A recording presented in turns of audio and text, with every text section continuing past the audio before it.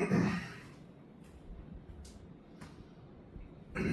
दोस्तों, फिर से एक बार स्वागत है आपके मेरे YouTube channel play Hindi with faith में आपका मैं स्वागत करता हूं।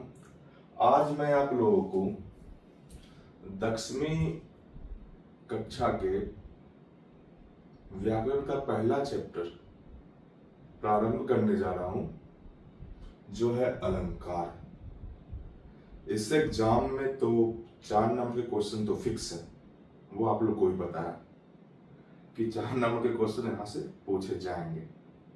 और मैं बहुत ही आसान तरीके में, बिल्कुल आसान भाषा में, आसान तरीके में मैं आप लोगों को अलंकार समझाने का प्रयास करूंगा। चलिए आइए देखते हैं कि अलंकार है क्या। पहले ये समझिए कि अलंकार किसे कहते हैं। सिंपल भाषा में अलंकार जो है वो 2 शब्द से मिलकर बना हुआ है। अलंकार 2 शब्द से मिलकर बना हुआ। पहला है अलम और प्लस कार, 2 शब्द से मिलके ये अलंकार बना हुआ है। इसका मतलब क्या होता है? अलम का मतलब होता है आभूषण। अलम का अर्थ है आभूषण, और आभूषण से आप लोग बिल्कुल परिचित हो कि आभूषण क्या होता है। और कार का मतलब होता है सुसज्जित होना, या सुसज्जित होना, या सुसज्जित करना, या होना, दोनों हो सकता है। इसका मतलब ये हो गया कि जैसे जिस प्रकार स्त्रियों की शोभा बढ़ाने के लिए आभूषण का प्रयोग करते हैं, स्त्रियां अपनी शोभा बढ़ाने के लिए आभूषण वगैरह पहनती है, इसी प्रकार काव्य की जो सौंदर्यता बढ़ती है वो अलंकार से बढ़ती है। इसका मतलब, इसकी परिभाषा के बारे में, छोटी सी परिभाषा के बारे में हम लोग जानना चाहें तो काव्य की सौंदर्यता बढ़ाने वाले शब्द, जिससे काव्य की सौंदर्यता बढ़ जाए, काव्य की सौंदर्यता बढ़ाने वाले, काव्य की सौंदर्यता बढ़ाने वाले शब्द अलंकार कहलाएंगे, जिससे काव्य की सौंदर्यता बढ़े। अब काव्य की सौंदर्यता तो बहुत तरीके से बढ़ाया जा सकता है। अब काव्य की सौंदर्यता बढ़ाने के लिए 2 तरीके हैं। पहला तो ये होगा कि शब्द के कारण, शब्द से काव्य की सौंदर्यता बढ़ सकती है। दूसरा है अर्थ के कारण। अलंकार के मुख्यतः 2 ही भेद हैं। अगर उपभेद के बारे में अलंकार के पूछा जाए तो 2 भेद है। पहला होता है शब्दालंकार और दूसरा होता है अर्थालंकार। 2 ही भेद ही हैं। वैसे एक और भेद है, तीसरा भेद में अगर हम लोग जानना चाहें तो जान लें कि उभयालंकार एक होता है, जो हमारे 10 के सिलेबस में दिया हुआ नहीं है, इसको पढ़ना नहीं है। अब छोटी सी जानकारी ये समझिए कि शब्दालंकार, अर्थालंकार पढ़ना है, लेकिन मेनली रूप से 10 के सिलेबस में है उपमा, उत्प्रेक्षा, रूपक, मार्मिक, अंत्यशोक्ति। शब्दालंकार का कोई सिलेबस में कोई चर्चा ही नहीं है कि शब्दालंकार से क्वेश्चन आएंगे, लेकिन हम लोग पूरे अच्छे तरीके से पढ़ लेंगे तो ज्यादा अच्छा होगा हमारे लिए। पूरे अलंकार को क्यों ना हम लोग पढ़ लें। अब कभी कभी क्या होता है कि गद्यांश या पद्यांश, कोई पद्यांश दे दिया, आपठित हो या पठित हो, उसमें से अलंकार पूछ देगा। अब कह देगा कौन सा अलंकार है। तो कभी कभी क्या होता है, ऐसा क्या, कभी कभी क्या, हमेशा होता है ऐसा कि यमक, श्लेष, अनुप्रास भी हो सकता है।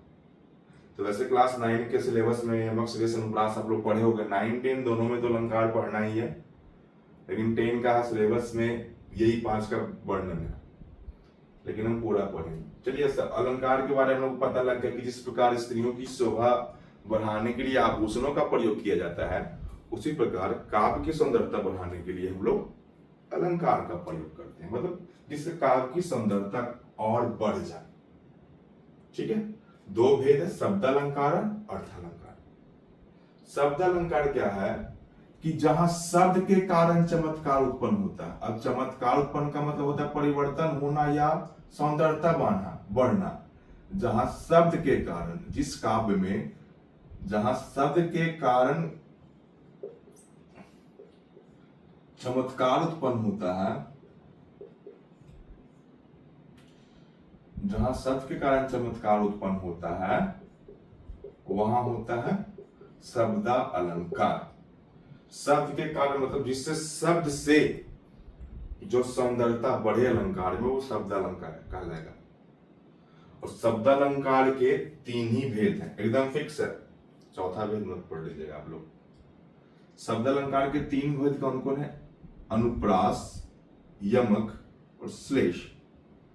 अनुप्रास, यमक और श्लेष, ये 3 भेद हैं शब्द अलंकार के। पहले ये तीनों भेद के बारे में समझ जाए हम लोग, उसके बाद अर्थ अलंकार के बारे में देखेंगे। शब्द अलंकार तो आप लोग समझ गए होंगे, किसे कहेंगे? शब्द के कारण जहां परिवर्तन होगा, शब्द के कारण जहां चमत्कार उत्पन्न होगा, शब्द के कारण जहां सौंदर्यता को बढ़ाया जाएगा, वहां शब्द अलंकार होगा। ठीक है, इसमें कोई कंफ्यूजन नहीं होना चाहिए किसी को। शब्द के कारण जहां, शब्द क्या क्या हो सकता है वो हम इसमें चर्चा करेंगे। अब देखिए, अनुप्रास अलंकार सबसे आसान यही अलंकार होता है, सबसे आसान अनुप्रास अलंकार को पहचानना है। अनुप्रास अलंकार किसे कहते हैं? 3 भेद तो आपको बता दिया गया कि शब्द अलंकार के 3 भेद है जी, अनुप्रास, यमक और श्लेष। अर्थ अलंकार के 5 भेद होते हैं, उपमा, उत्प्रेक्षा, रूपक, मानवीकरण और अतिशयोक्ति। ये 5 भेद अर्थ अलंकार के हैं और 3 भेद शब्द अलंकार के। तो शब्द अलंकार का सबसे पहला जो भेद है वो है अनुप्रास। अनुप्रास अलंकार किसे कहते हैं? कि जिस काव्य में, जिस मतलब शॉर्टकट में हम लोग लिखना चाहेंगे कि वर्णों की जहां आवृत्ति हो, जहां वर्णों की आवृत्ति हो। अब आवृत्ति का मतलब आप लोग को पता होगा, आवृत्ति का मतलब बार बार आना, मतलब बार बार, आवृत्ति का मतलब बार बार, मतलब जहां एक ही वर्ण बार बार आ रहे हैं, बार बार रिपीट हो रहे हैं, बार बार दोहराए जा रहे हैं। अब कितने बार दोहराए जा सकते हैं जी? तो जहां वर्णों की आवृत्ति हो 2 या 2 से अधिक बार। अब वर्णों की आवृत्ति कितनी बार होना चाहिए? 2 या 2 से अधिक बार। एक बार रहेगा तो अनुप्रास अलंकार नहीं होगा। 2 या 2 से अधिक बार अगर वर्ण की आवृत्ति हो रही है, एक ही वर्ण की आवृत्ति, जहां एक ही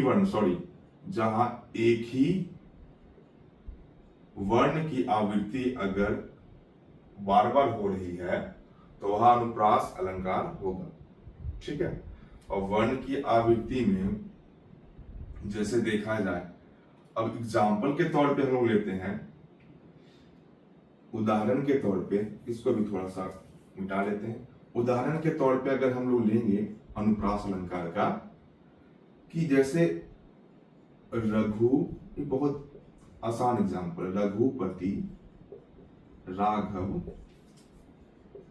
राजा, राम। अब इसमें देखिए, इसमें क्या है?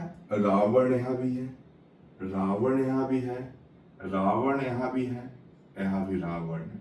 तो देखिए, रा वर्ण की आवृत्ति हो रही है, इसलिए यहां क्या हो गया? अनुप्रास अलंकार हो गया। इसमें क्या हो गया?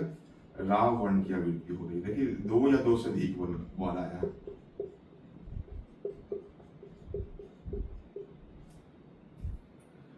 और एग्जाम्पल देना चाहेंगे तो चारू चंद की चंचल किरणें, चारू चंद की चंचल किरणें खेल रही थी जलथल में, खेल रही थी जल थल में। इसमें क्या है? इसमें भी चावण चावण चावण की आवृत्ति। हम अभी बताएं कि 2 या 2 से अधिक बार जहां एक ही वर्ण आ जाएगा तो डायरेक्ट हमको अनुप्रास अलंकार पहचान लेना है, क्योंकि ये अनुप्रास अलंकार का उदाहरण होगा। ठीक है, और बहुत सारे एग्जाम्पल इसका हो सकता है कि चंदू की चाचा ने चंदू की चाची को चांदनी रात में चांदी के चम्मच से, तो ये भी चाचा चा वर्ण की आवृत्ति हो रही है। बहुत सारा गाने में भी है अलंकार देखा जाता है, लेकिन आप लोग गाना सिर्फ सुनते हैं अलंकार के बारे में, उसको कभी प्रयोग में नहीं लाते हैं कि हाँ गाना में भी अलंकार हो सकता है। चलिए, अनुप्रास अलंकार आप लोगों को समझ में आया होगा कि अनुप्रास अलंकार में क्या होता है कि वर्णों की आवृत्ति होती है। अब दूसरा हम लोग आते हैं, दूसरा जो भेद है,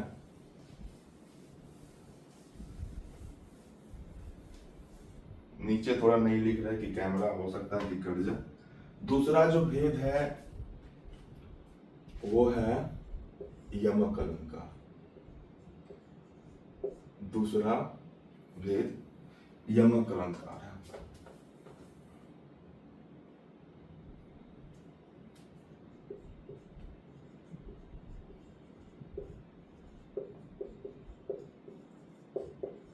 यमक अलंकार भी शब्द अलंकार के ही भेद है। यमक अलंकार में क्या होता है, अनुप्रास में तो वर्ण की आवृत्ति हो गई, यमक में क्या होगा, तो यमक में क्या है ना कि जिस काव्य में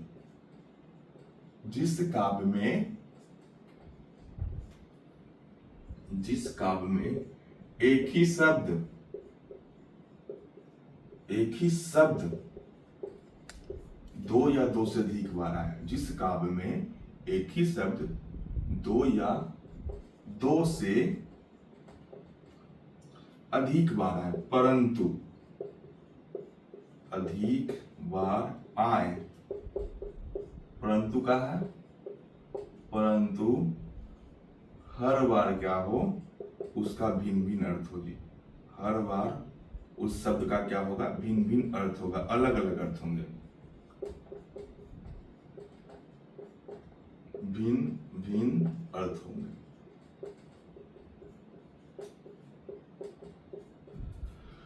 यमक में क्या है कि अनुप्रास में क्या था कि एक ही वर्ण की आवृत्ति हो रही है, ठीक है, लेकिन यमक में है शब्द का कि एक ही शब्द कितना बार आए बाबू, तो एक ही शब्द आए दो या दो से अधिक बार। और लेकिन एक कंडीशन ये है कि दो या दो से अधिक बार आना चाहिए कि शब्द, लेकिन हर बार उसका अलग अलग अर्थ होना चाहिए। दोनों अर्थों का जितना बार वो शब्द एक ही शब्द बार बार आ रहा है, तो प्रत्येक बार का शब्द का अलग अलग अर्थ होगा। अब जैसे उदाहरण समझिए इसका, उदाहरण में क्या है, जैसे काली घटा का घमंड घटा।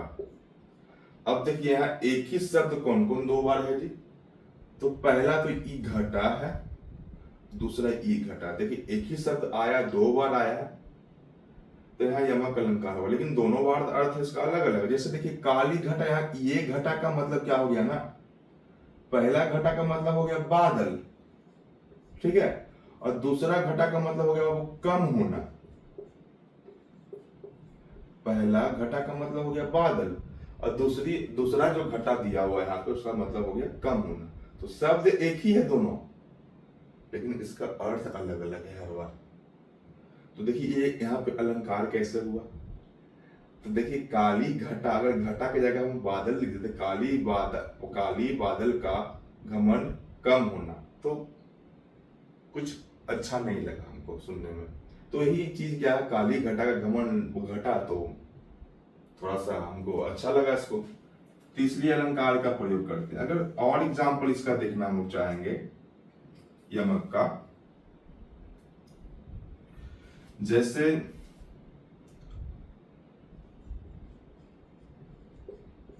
सजना है मुझे सजना के लिए, सजना है मुझे सजना के लिए। देखिए यहां सजना और ये सजना, दो सजना आया है। पहले तो हम यमक अलंकार देख लेंगे कि यमक अलंकार होगा एक ही शब्द, लेकिन दोनों का अर्थ अलग अलग है। देखिए यहाँ पे यहाँ सजना जो है ना, यहाँ सजना का मतलब हो गया, यहाँ सजना का मतलब हो गया सजना, मतलब सिंपल सजना जो होता है, मतलब तैयार होना, इसको तैयार होना कहते हैं, ठीक है, ये सजना हो गया, मतलब वो जो रेडी होते हैं उसको सजना कहते हैं। और दूसरा जो सजना का अर्थ है यहाँ पे वो है अपने प्रेमी, अपने पति के लिए। ये क्या है? दूसरे सजना का अर्थ। देखिए एक ही शब्द है सजना सजन, लेकिन अर्थ क्या है? दोनों का हर बार अलग अलग है। पहला सजना तैयार होना, दूसरा सजना प्रेमी या उसके पति, वो हो गया यमक अलंकार। एक जो लास्ट इसका जो बचा हुआ है वो है श्लेष अलंकार। तो श्लेष अलंकार में क्या होता है, चलिए देखते हैं इसको भी।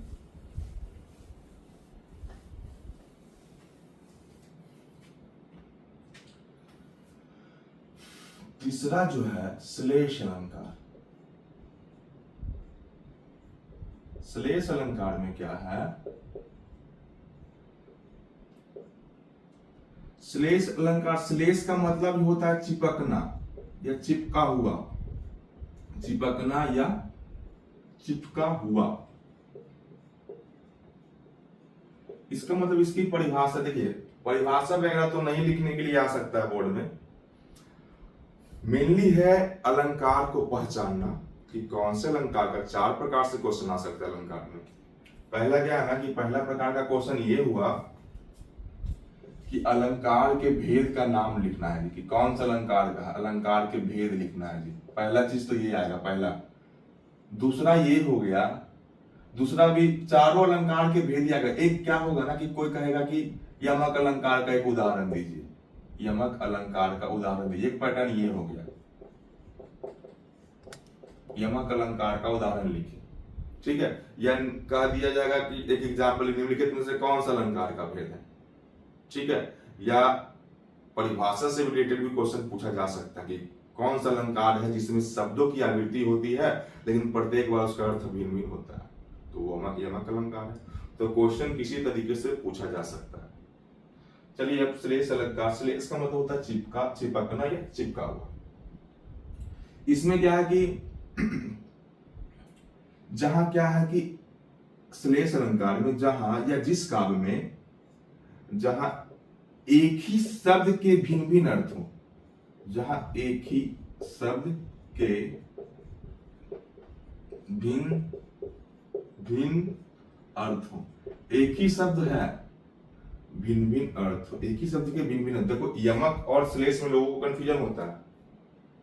यमक में शब्द की एक शब्द 2 बार आया, दोनों का अर्थ अलग अलग, लेकिन श्लेष में शब्द रिपीटेशन नहीं होगा, एक ही बार शब्द आएगा, एक ही शब्द और उसका बहुत सारा अर्थ निकलेगा। चलिए उदाहरण देखते हैं हम लोग, उदाहरण से समझ जाएंगे। जैसे हम बोल दिए सुबरन को ढूंढत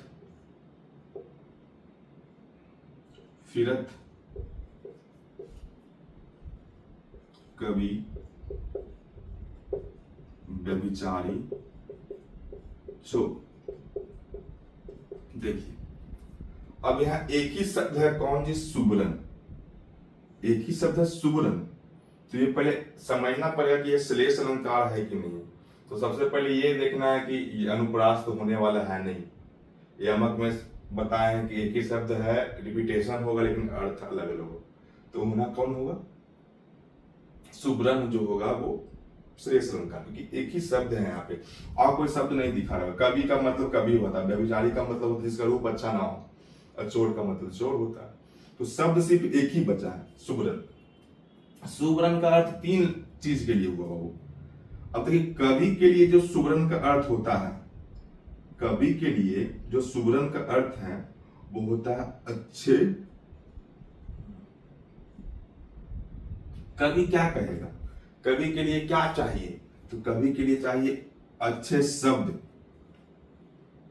कवि के लिए सुबरन का मतलब होता है अच्छा शब्द, अच्छा टॉपिक, ये हो गया।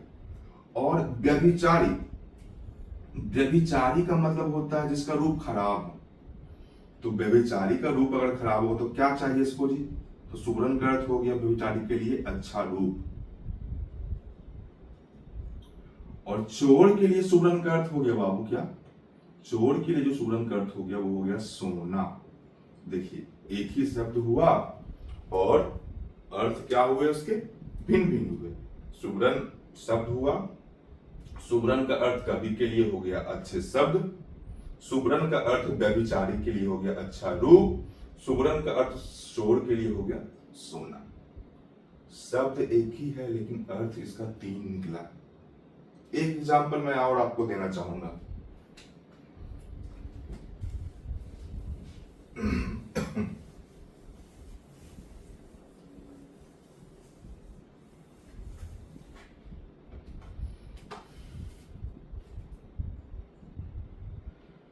रहीमन रहीमन पानी राखिए, बहुत फेमस एग्जाम्पल है। रहीमन पानी राखिए, बिन पानी सब सून।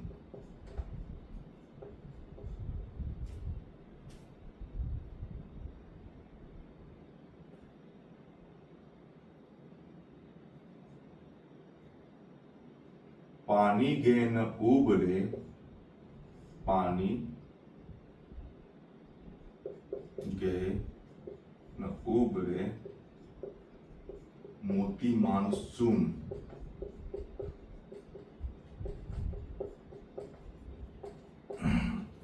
देखिए, अगर ये पूरा एग्जाम्पल दे दिया